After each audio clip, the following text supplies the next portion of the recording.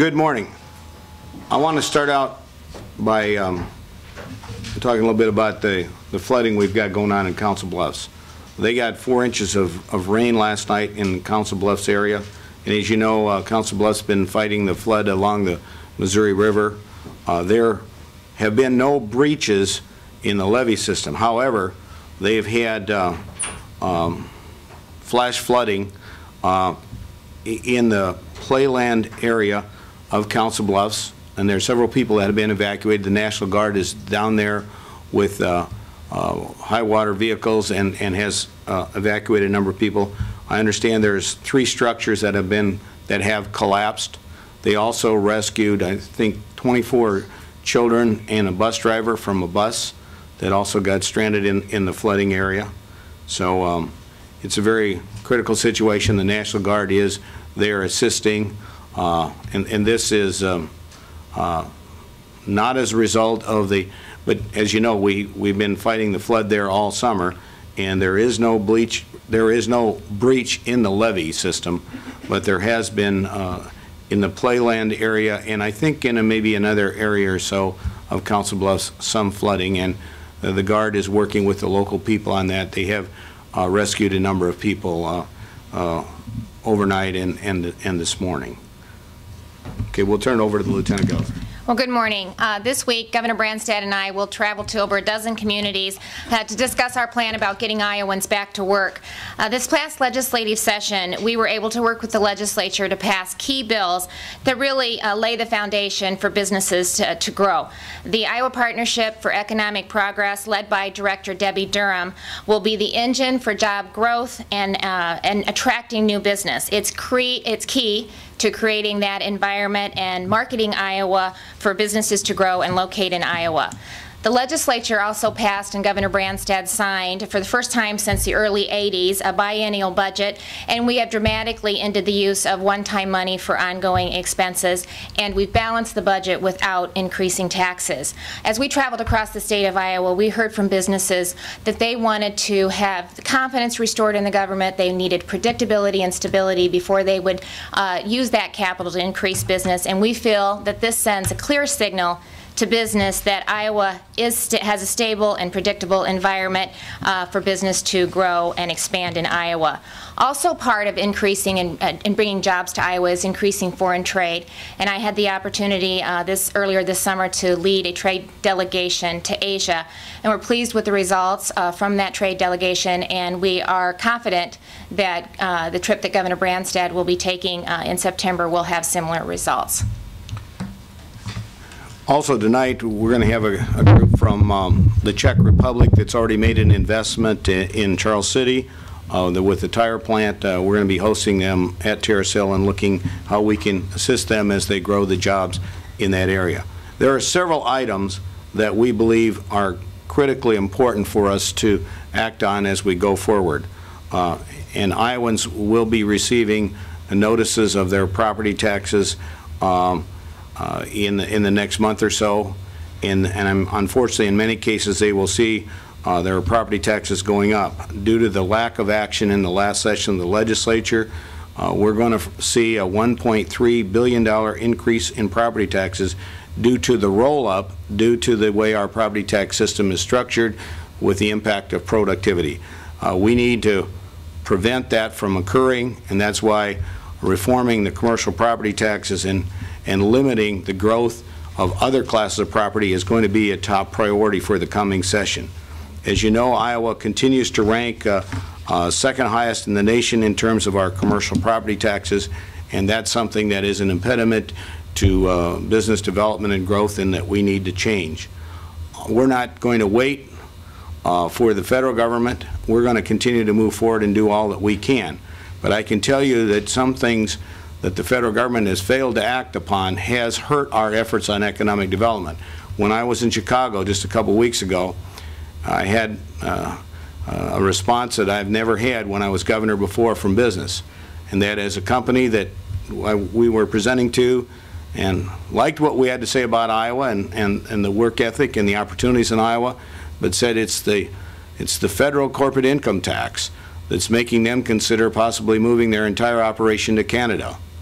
Now, when I was governor before, the Canadian dollar was worth about 65 or 70 cents compared to the American dollar. It's now worth $1.20. The Canadian financial system wasn't as strong as ours, and Canada had a higher tax structure. They have cut their corporate income tax to 18%, and it's going to 15%. The United States has one of the highest corporate taxes in the country. There's also a penalty for companies to bring their profits back to America. The result is they reinvest overseas. This is a bad policy. It needs to change. It's something that the President and the Congress needs to address. I know there was testimony just recently before Senator Baucus's committee about this issue, and it was pretty well unanimous among businesses of all sizes and stripes about the uncompetitiveness of that situation. And so we're hopeful that we will see action on that. But I want you to know the Lieutenant Governor and I will continue to make economic development and jobs in Iowa our top priority. We've already had some significant success. Cargill's decision to purchase the Tate and Lyle plant and build a whole biosciences complex in Fort Dodge. We've been to Eddyville to see that complex where there's over 700 people employed and make over $60,000 a year on average. Global Foods in Sioux City has announced they're purchasing the old John Morrell plant, Alltech in Ames, Valiant Biosciences in Osage, and there are many others. And the group I'm meeting with today, which announced last year their plans, they took over the Winnebago plant in Charles City and their plans to grow and expand that. We have a very ambitious next 3 days on the road.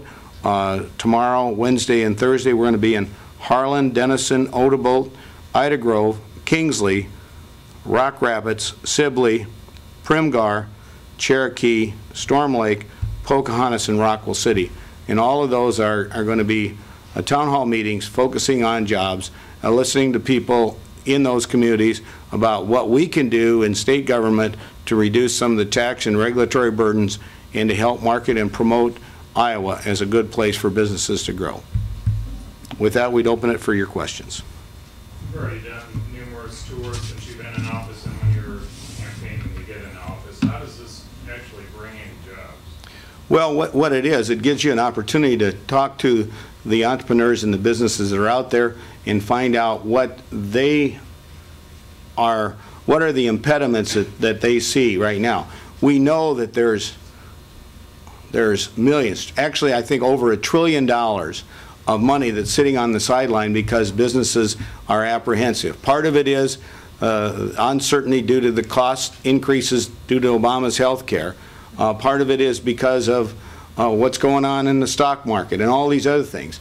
Some of those things we have no control over, but those things that we can do something about in the state, such as regulatory and tax items, we want to take action on. And we've already put the right to work back in the marketing material. We've restructured the economic development to this Partnership for Economic Progress. We intend to get private sector support as we actively and aggressively go out and market the state of Iowa. We've already signed an executive order to require a jobs impact statement on all new regulations. We're going to do a systematic sunset of all the existing regulations. But that's just the beginning. There's a lot more to be done, and we want to be as aggressive as we can be. We want Iowa to buck the trend. We don't want to participate in this recession. We want to grow the economy and bring the jobs and the economic opportunities to our state. And we're blessed because agriculture is a strong part of the economy, and a lot of the jobs we've talked about are in the bioscience area, which is really adding value to what we produce in Iowa's agriculture. Also, by the way, the State Fair is a good example of that. Despite the economy, this is, I think, the second biggest attendance in the history of the Iowa State Fair. And I was really pleased with the, and I spent a lot of time out there and visited with a lot of people, and the general mood and attitude is upbeat about agriculture. Now, yeah, we got some challenges. We got some flooding. We've got some areas where it's too dry and all of that. We've had some, but despite all of that, I think we're going to see this be an outstanding year in terms of agriculture, and we want to build on that and make sure that we have also the bioscience job opportunities in this state to go with it. You mentioned 3 structures that collapsed. Right.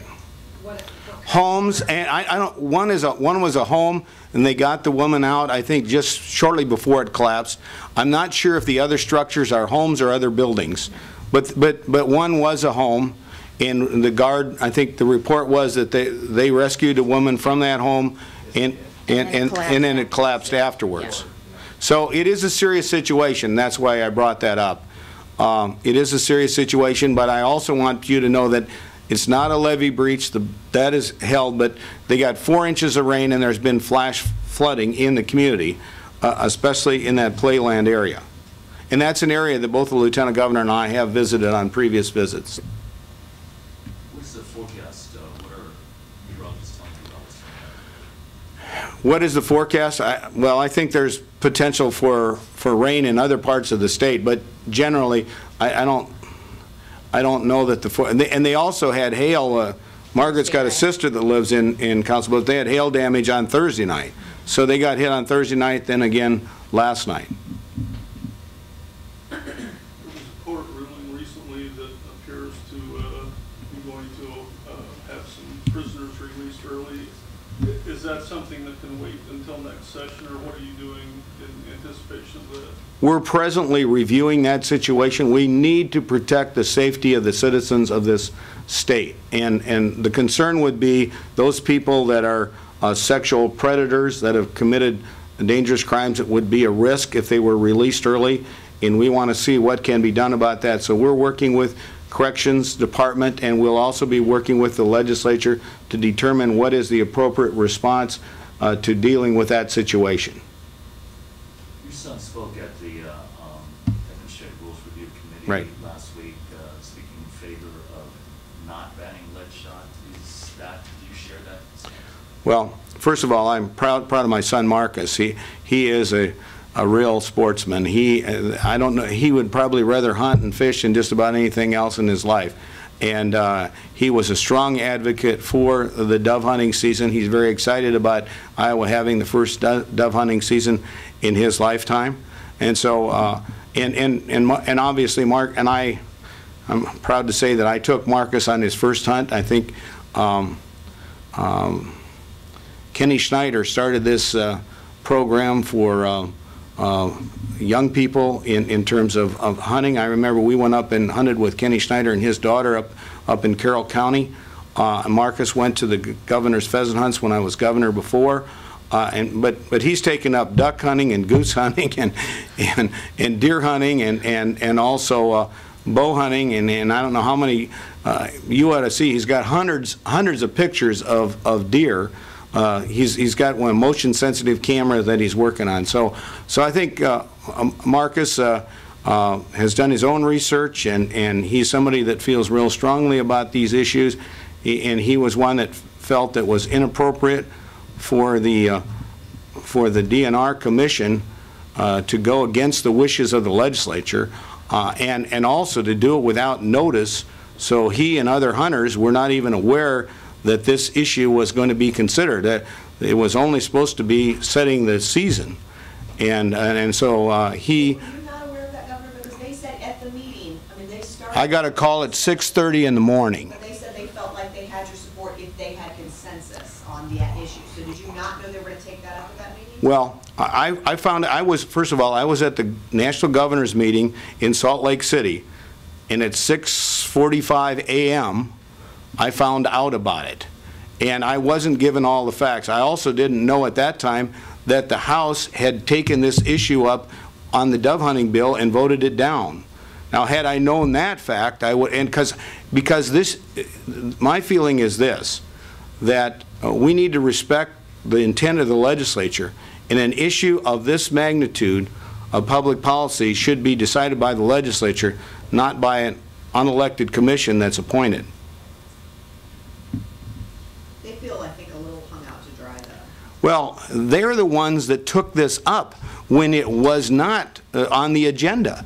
So I think there should be a lesson learned from this, and that is stick with the agenda and don't try any. And I think there were some. Apply to the legislature because they kind of took up dove hunting off the agenda. It wasn't on anybody's agenda either. Well, the Senate, well, I know the process that went through in the legislative session. And I would say that dove hunting is an issue that's been around a long time. But I think we do need to respect the legislature and respect that. And this was a bipartisan vote on the part of the legislature when they passed dove hunting, and it also was in the Rules Review Committee. And I've always tried to respect and recognize that the legislature is a separate branch of government, but we need to collaborate and cooperate and work with them. And I felt this is a situation where the legislature felt strongly that you had an executive agency, or in this case a commission, that went beyond what really its responsibility was. Its responsibility was to set the season. What did you tell them at 6:45 in the morning when you saw it? Well, I received a call from one member of the commission, and first of all, I was not familiar that this was going to come up at all, so I was surprised about it. It was with regard to the issue of I have not taken a position on whether or not you should have lead shot or not. But so that was the point. They want to know what was my position on that, and I said, well, I would like to know more about the issue before, stating a position. So I didn't basically take a position for or against it. I was not aware of the fact that the legislature, the House, had taken this issue up and voted it down, and that this was not on their agenda. So those are the things the facts that I wasn't aware of, that legislators weren't aware of, and I think that's one of the reasons why, and I guess it underscores why we need to have, and I think that we're going to make significant progress now that Chuck Gipp is the deputy director over there. He served in the legislature. He understands the responsibility that the legislature has and the separate responsibility that the departments and agencies and the commissions that are part of the executive branch have. And we all have a responsibility to work together. So is Roger Landy in hot water? He's the director of that agency and the key advisor to that commission. Well, I'll just say that I think that it could have been handled better, and hopefully in the future it will be. I think there's a good lesson to be learned by everybody in the way this was handled, and I just want to make sure that we're sensitive to and work with the legislature on issues of public policy like this, and that we don't have a situation where legislators perceive that administrative agencies are trying to circumvent them or the intent of the legislature. We heard a lot of complaints about that. Let me just say that. One of the reasons why I made changes in that commission and other commissions is I heard consistent complaints about this as I traveled all over the state. I heard it from mayors. I heard it from farmers. I heard it from business people. I heard it from sportsmen. And I want to restore respect and credibility for the departments and agencies of state government. And I think one of the ways to do that is to make sure that we have adequate notice, and that we respect the prerogatives of the legislature to set these major policies, and that the responsibility of the agencies are to implement the law and put in place rules that conform with the law, and not go beyond that. Well, given the fact that that was a cornerstone issue of your campaign, and right out of the gate they screwed it up, I mean, what does that say? It says they need to do better. Will there be changes on that commission? Sure, there's already been changes, and there will be more, I'm sure. But change is part of life. We're always looking to do better, and we need to respect, and I think we made great progress, and I'm really proud of the people we put in place and the progress and the change that they're making. But that doesn't mean that we can't continue to improve and do better. Go back to jobs for a second. When you campaigned, you talked about creating 200,000 jobs. How would you we have a long ways to go, but I tell you, we've hit the ground running and we're working very hard at it, and we recognize this is the #1 and most important responsibility that I have as governor, and that's why we're putting the time and the energy and the effort into it, and why we're going to work very hard to make sure that we eliminate the impediments and barriers as we see them. There's been a new Cy-Hawk trophy unveiled. Is that something? Is that your thumbs up for? Oh, I think they can do better. Does that warrant a do-over? Oh, I'm sure they're going to take another look at that. Governor, on presidential politics, there's been talk about 3 possible new candidates. Wondered if you talk about strengths and weaknesses. George Pataki, Paul Ryan, Sarah Palin. All good people. And let me just say, we're proud to be the first in the nation caucus state. I was pleased with the way that Matt Strawn and the party managed the straw poll. I think we want to build on that, and we want to encourage. And I've tried to talk to all the prospective candidates and let them know I have an open door policy, that I'm willing to give them my advice and counsel. You know, I've been successful in winning elections here. I have, I think, some idea of how to go about that, and my advice is usually pretty similar, and that is come to Iowa, travel the entire state, go to all 99 counties if you can, and hold meetings like we're holding these town meetings, and listen to people, get their ideas, and share with them your vision and your plan and how you want to lead this country, and especially focus on jobs and getting the country's financial house in order. And I think the President got an earful on those issues too when he visited Iowa. People are not happy with the direction of this country. They feel that Obama's budget is not sustainable, and that we're in an uncompetitive situation, that businesses are afraid to invest and create jobs, and that needs to change, and it needs to change quickly. Governor, you mentioned you're proud of Iowa's process. John Huntsman over the weekend said, you know, in New Hampshire they pick presidents. I know they pick something else in Iowa. Do you have any comments on that? Well, I think he's off on the wrong track, and John Huntsman isn't even an asterisk when you take a poll. And I had a good meeting with him in Salt Lake City. And I told him he's making a tragic mistake, because after the Iowa caucuses, it's going to be whoever wins Iowa versus Romney in New Hampshire. And those people that don't compete in Iowa, and you know, it might be who wins Iowa or whoever beats expectations, because it's kind of an expectations game, versus Romney, who's the national front runner. And so my prediction is that nobody will ever hear about Huntsman if he doesn't come to Iowa. Do you think that Governor Perry's debut as a national candidate was smooth, or do you think there are people within the Obama administration who committed treason?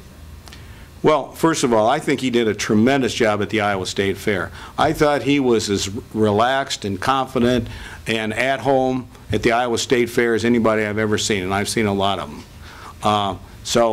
And you know, he comes from a farm background. He's a former agriculture commissioner. He's a graduate of Texas A&M. The only thing in Texas, they always say how big everything is, and we tend to downplay and understate here. But I think he came across very well. By the way, I was working at the pork tent, and the ag commissioner from Louisiana was there a few days later, and he's supporting Perry. And he defeated a 28-year incumbent to get to be the Commissioner of Agriculture in the state of Louisiana. So I think, and I also watched the straw poll, that the corn poll, and you know, Perry, I think at the end was second only to Michelle Bachmann in that. So he came from nowhere and made significant progress. I think he made a good start. Thank you, Governor. The treason comment was I think you got to look at things in context. I think that was probably the wrong choice of words, but the idea that somehow we're going to correct our budget, correct our problems in this country by printing more money, I think people are very apprehensive about that. And I talked about the fact the Canadian dollar is worth $1.20, and it used to be worth 65 cents. Part of that is because we've printed so much money. We've done that again and again, and that, along with the bailouts, has not revived this economy, and just printing more money. I think a lot of people think we maybe ought to go back on the gold standard, considering the value of gold versus the value of the dollar. So I guess what I'm saying, I'm not advocating it. I'm just, so don't jump to any conclusion. But I'm just telling you, look at where value is. People are not, they're buying gold because they don't have confidence in the American dollar. And inflating the currency more, printing more money, I think Perry is right about that. Printing more money, in my opinion, is not going to revitalize the American economy. It's just going to make whatever we have less valuable. Thank you, Governor.